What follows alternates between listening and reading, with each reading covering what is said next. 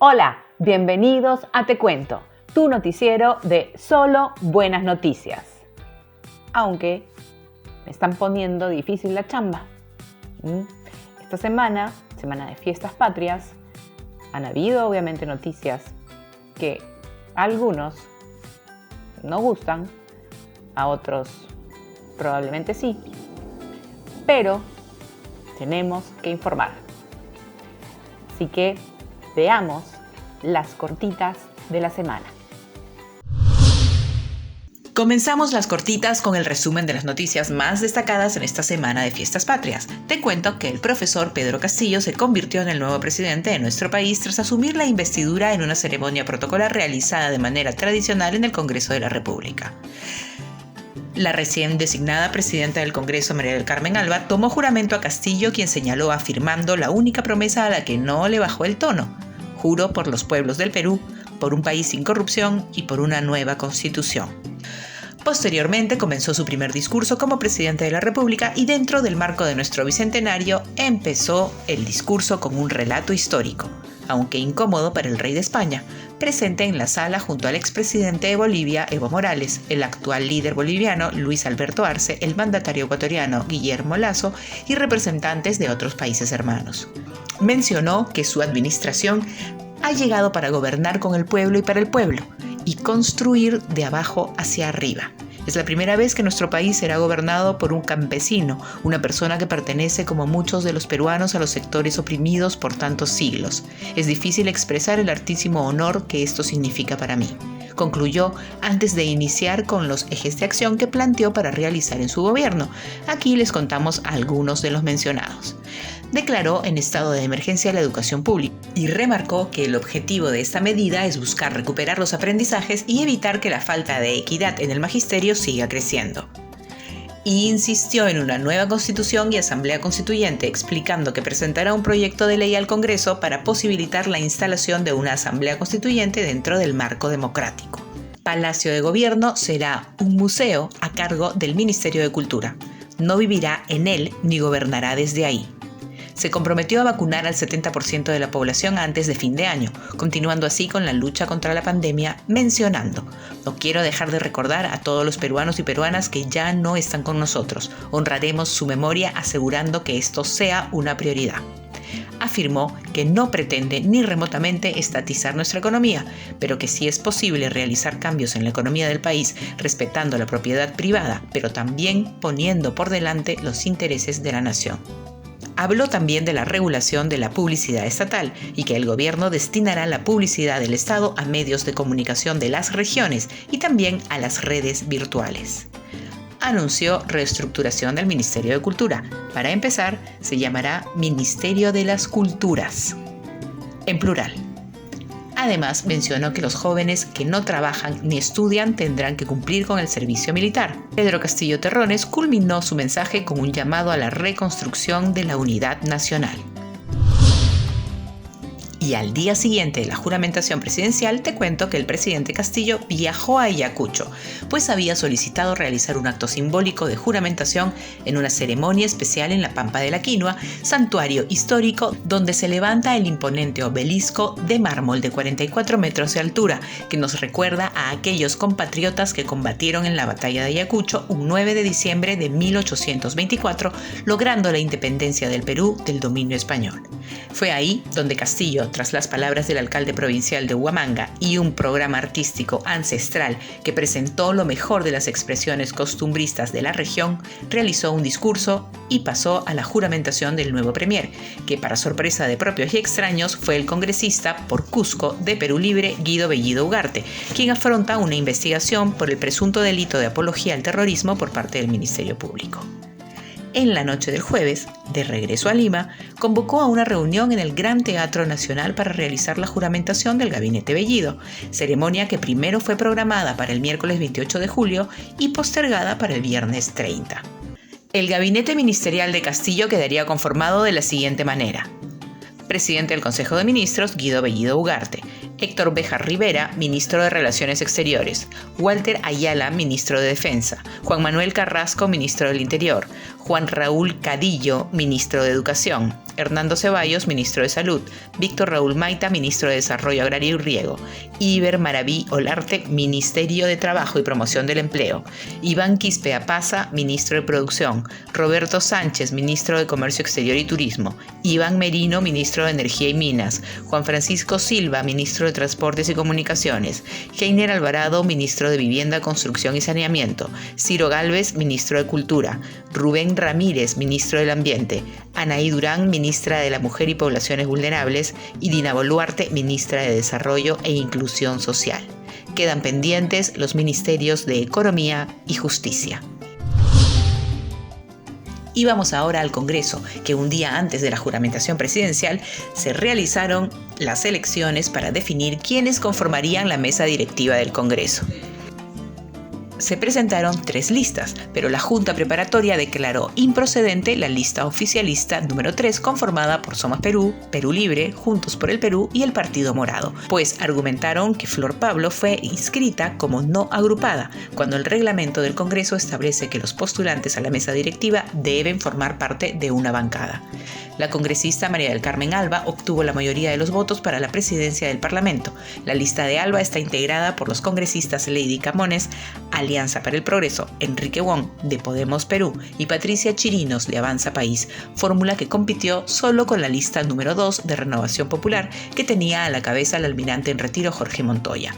La lista de Alba recibió 69 votos de respaldo, mientras que la de Montoya solo 10 votos. En blanco marcaron 50 parlamentarios, en su mayoría integrantes de Perú Libre, Juntos por el Perú, Somos Perú y el Partido Morado.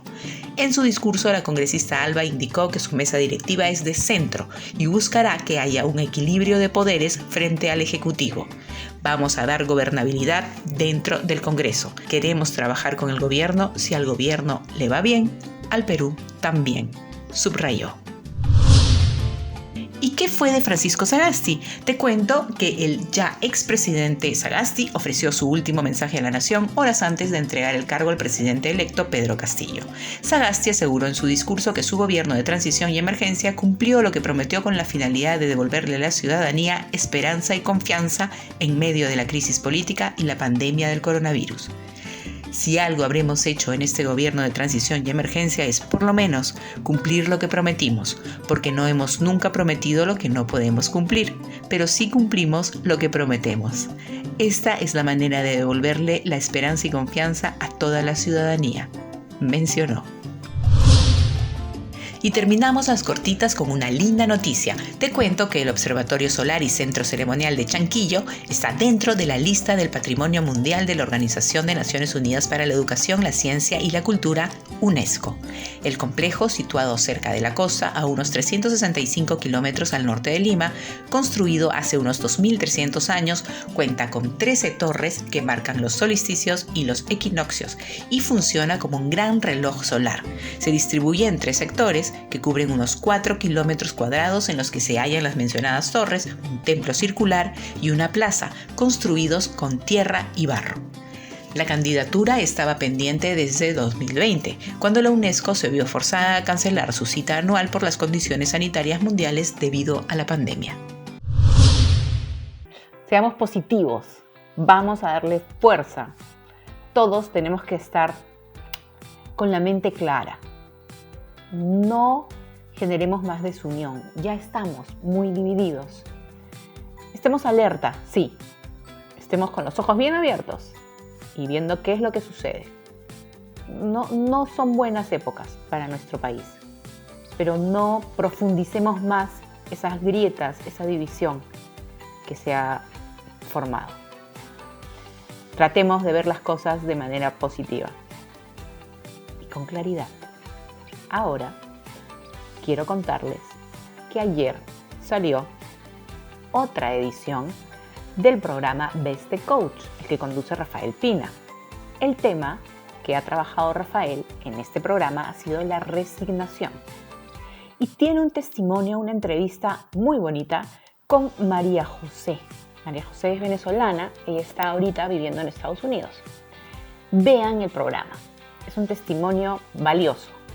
Véanlo, aquí en Thinking TV Digital.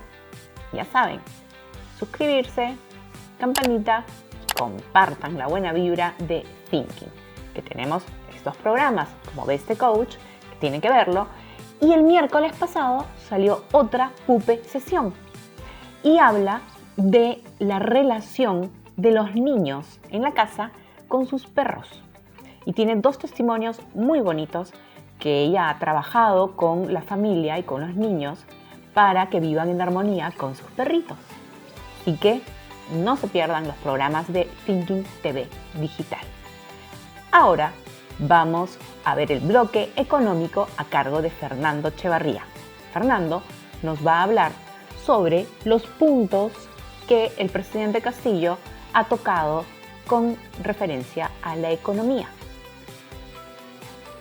Veamos qué nos comenta Fernando. ¿Cómo estás, Fernando? Adelante.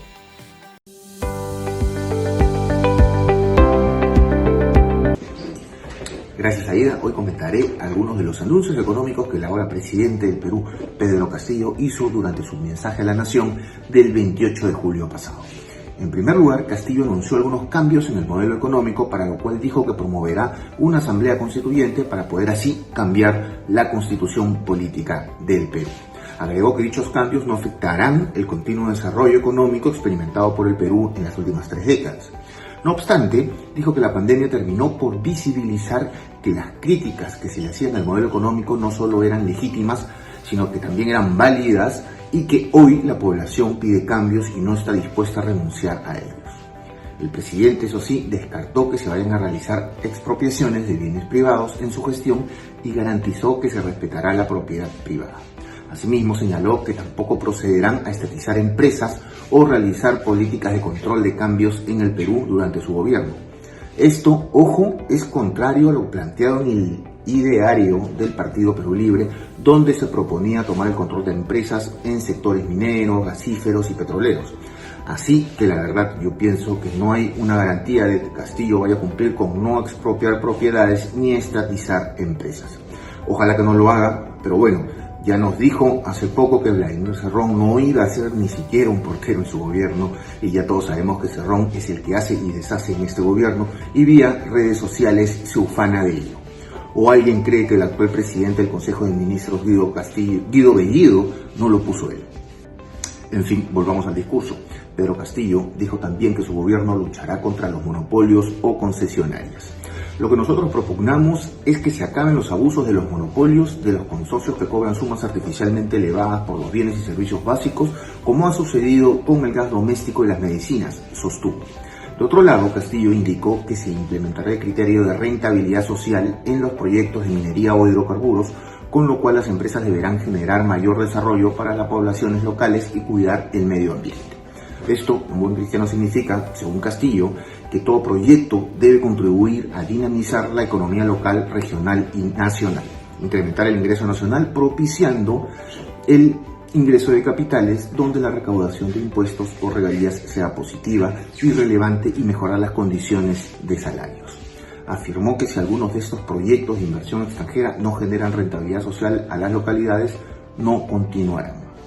También indicó que revisarán las condiciones económicas con grandes empresas pesqueras para la obtención de mayores ingresos tributarios para el país y para que generen mayor valor agregado e industrialización de nuestros recursos naturales y marinos y empleo digno. En cuanto al empleo, Castillo dijo que su gobierno creará 1 millón de empleos en un año, y para ello implementará algunas medidas como: primero, un golpe de inversión pública y generación de empleo temporal, y segundo, activar programas públicos de generación de empleo que a la vez permitirán darle mantenimiento o construir obras en todo el país, y para ello se asignarán 3.000 millones de soles para municipalidades y gobiernos regionales para la aceleración de inversiones, 1.000 millones de soles más para arreglar trochas carrozables a los centros poblados y 700 millones de soles para el programa Trabaja Perú de pequeñas obras municipales intensivas en empleo. Asimismo, Castillo dijo que el gobierno entregará un bono de 700 soles a cada familia vulnerable. ¿Cuál será el criterio de distribuir todo este dinero? Me refiero a las inversiones para generar empleo y al bono de 700 soles. No lo dijo, no lo explicó. Y lo más importante, tampoco dijo de dónde saldrá el dinero. Como sabemos, las arcas del Estado están casi vacías. Esto por la pandemia y por los bonos y los préstamos que se han ido entregando desde que apareció la pandemia, tanto en el gobierno de Martín Vizcarra como en el del señor Sagasti. Para este año se proyecta, ojo, un déficit fiscal del 10%, por lo que el Estado ya antes de las promesas de Castillo tenía que endeudarse para poder cumplir con sus gastos para este año. De otro lado, el presidente anunció que se ampliarán los programas de facilidades de crédito realizados de manera concertada entre el gobierno y el Banco Central de Reserva para apoyar el agro, las pymes, el turismo, el transporte y a los consumidores. Más créditos. ¿De dónde saldrá el dinero? Tampoco lo dijo. En ese sentido indicó que se ampliarán los periodos de gracia y facilitarán la reprogramación de deudas a las micro y pequeñas empresas. Ojalá que no haya cabeza nomás, ya nos ha pasado, él habló de un agrobanco, hay experiencias pasadas en ese sentido que no han sido muy gratas para el país y al final el Estado da los créditos y le terminan metiendo cabeza, como se dice en el argot.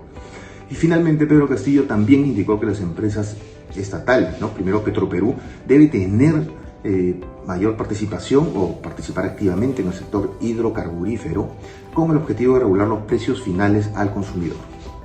Textualmente dijo: Petroperú participará en todos los aspectos de la industria petrolera, la exploración y la explotación de yacimientos de petróleo y gas natural, el transporte hacia refinerías y la comercialización de los derivados.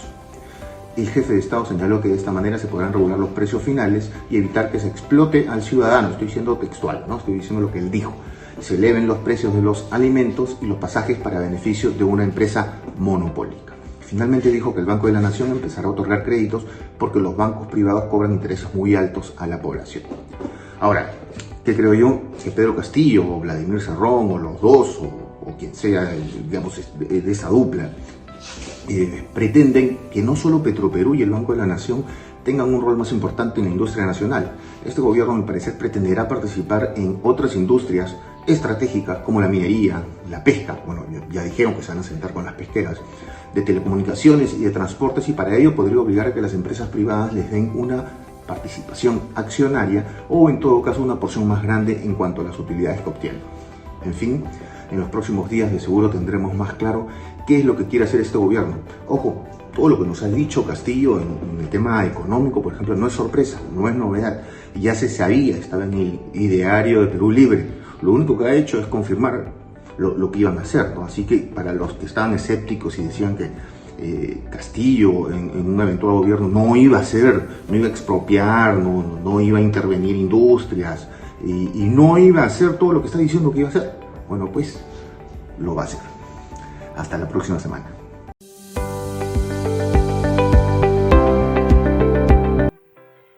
Bueno, también se le han puesto difícil a Fernando. Ni modo. Vamos ahora, gracias Fernando. Veamos ahora un resumen de la entrevista que la podrán ver completita este domingo. Conversamos con Milton Vela. Milton Vela es director general de Café Taipá. Café Taipá es un blog que nació en el 2008, que fue creado por Milton, donde analizan, trabajando en temas de marketing, casos de marketing en el Perú y en el mundo. Ahora, Café Taipá es una consultora que ofrece servicios de marketing y reputación. ¿Por qué llamamos a Milton para conversar con él? Porque la verdad es que estábamos un poquito agotados con esto de los fake news. Y quisimos hablar con él sobre esto, para que también nuestros seguidores estén informados de qué son los fake news, de por qué no tiene que uno hacerle caso a todo lo que nos llega por WhatsApp, etcétera, etcétera. Veamos un resumen de la entrevista que van a ver ustedes el domingo completita. ¿Qué es lo que está pasando? ¿Qué esta vorágine de información que comenzó? ¿Por qué nace? ¿Cómo surge todo esto? Entras pues a un momento en el que la gente piensa en sí misma, piensa en su propia concepción del mundo y te dispara temas pues que mantienen esa percepción, que está muy alejada de la ciencia, que no cruza evidencia, y otros incautos menos educados que no están acostumbrados de pronto a cruzar información, que antes compartían algo, un meme o alguna noticia falsa, pero siempre mucho peligro, pero claro, nunca estuvieron preparados para una situación como esta en la que sí puedes salvar vidas, claro, por una noticia falsa, ¿no? Digamos, las fake news más peligrosas son aquellas que tienen toda la apariencia de verdad, ¿no? Y que cierran con, según estudios, o según tal científico, Claro. según tal persona, Sí. y te ponen la foto y la persona existe, pero claro, investigas a la persona y no tiene ningún sustento en sí misma, ¿no?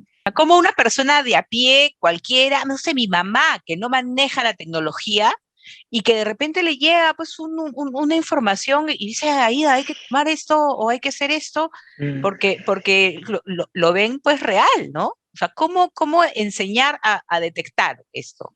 Públicos vulnerables, pues, ¿no? Las personas ya en una generación mayor y que, ojo, muchos de ellos ven Willax y tal cual, Claro. se habla de la autorregulación de los medios, que me parece que es importante. No creo que debería haber una restricción de contenidos, como también se propone, porque también es quién haría esa restricción, porque el contexto actual te lleva a un tema de desconfianza justificada de medios, justificada del Estado, el tema de fake news y algunas pueden estar asolapadas, ¿eh? O sea, yo he visto, no voy a decir ni el periodista ni el medio, pero en estas elecciones, en esta segunda vuelta, información que no es correcta en un medio internacional muy reputado, que tiene un corresponsal en Perú, y el medio ha estado, o sea, no permitía esa información y yo veía que la comunidad, mucha gente etiquetaba ahí al medio, oye, esto no es verdad, ¿no? Y no pasaba nada, ¿eh? Y ahí entonces destaca que está sesgadísimo hasta el medio extranjero que con la comunidad detrás diciendo, oye, esto no es cierto. Pues ahí seguían, ¿eh? Y siguen. Interesante, ¿no? No se lo pierdan este domingo. Ahora, nuestro bloque psicológico a cargo del licenciado Rodrigo Velarde, que nos tiene así en ascuas, porque nos dejó con el bichito del tema hambre emocional. Esta es la segunda parte. Si no lo vieron, van a tener que ver el programa del viernes pasado para que vean la primera parte sobre este tema, que habla sobre las emociones y la alimentación, cómo interactúan. Veamos. ¿Cómo estás, Rodrigo? Adelante.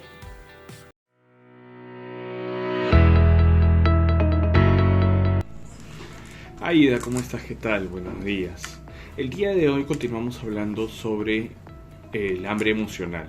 Y la semana pasada hablábamos de que había un componente en algunos alimentos, por ejemplo, el chocolate, por ejemplo, la naranja, la piña, ¿no? Que se conocía como triptófano. Y este componente es el que promueve la producción de serotonina. Pero también debemos tener en cuenta qué clase de situaciones son de las cuales nos está alertando nuestro cuerpo con esta situación del hambre emocional, ¿no? Entendamos que esta hambre emocional va a responder a ciertos estímulos, por ejemplo, estímulos ansiosos, niveles altos de ansiedad, o estímulos de índole emocional. Cuando nosotros nos encontramos en situaciones de tensión o en situaciones de angustia, nuestro cuerpo va a reaccionar. Recordemos siempre de que aquel órgano o aquel sistema que se encarga de nuestra regulación del hambre, se encarga también de la regulación emocional. Entonces ahí a veces se cruzan un poco los mensajes y muchas veces sucede esto de que cuando tenemos mucha ansiedad nos ponemos hambrientos, pero nos ponemos hambrientos de algo que no sabemos qué es, ¿no? Tenemos hambre, no sabemos de qué, o tenemos hambre de algo muy específico, ¿no? Y esto es lo que deviene de esta hambre emocional. Recordemos también otro punto muy importante. El hecho del hambre emocional se difiere del hambre regular porque nos lleva a comer no hasta la saciedad, sino hasta rebosar, por decirlo de una manera. El hambre emocional busca satisfacer un antojo, entre comillas, que no se sacia con el alimento, que no se sacia con esta actividad, y por ende no importa qué tanto comamos, no vamos a saciar esa falta. Es acá que nosotros debemos saber identificar, ¿no? Recordemos también que cuando nosotros tenemos hambre emocional y buscamos saciarlo, esto nos va a llevar a comer compulsivamente y debemos aprender a cortar este ciclo.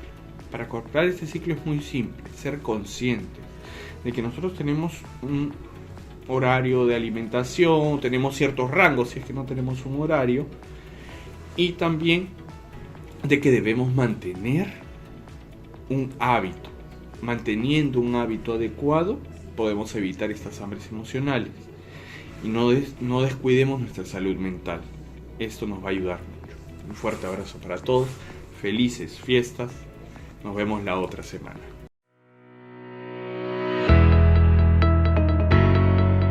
Eso ha sido todo por hoy. Mañana, como saben, tenemos nuestro bloque internacional, el bloque de buenas acciones, hay una historia muy linda mañana. Tenemos el bloque deportivo, vamos a ver qué pasó en las Olimpiadas. Tenemos el bloque de ejercicios para las personas de la tercera edad. Así que mañana no se pierdan Thinking TV Digital y su noticiero de buenas noticias, Te Cuento. Cuídense mucho, hasta mañana.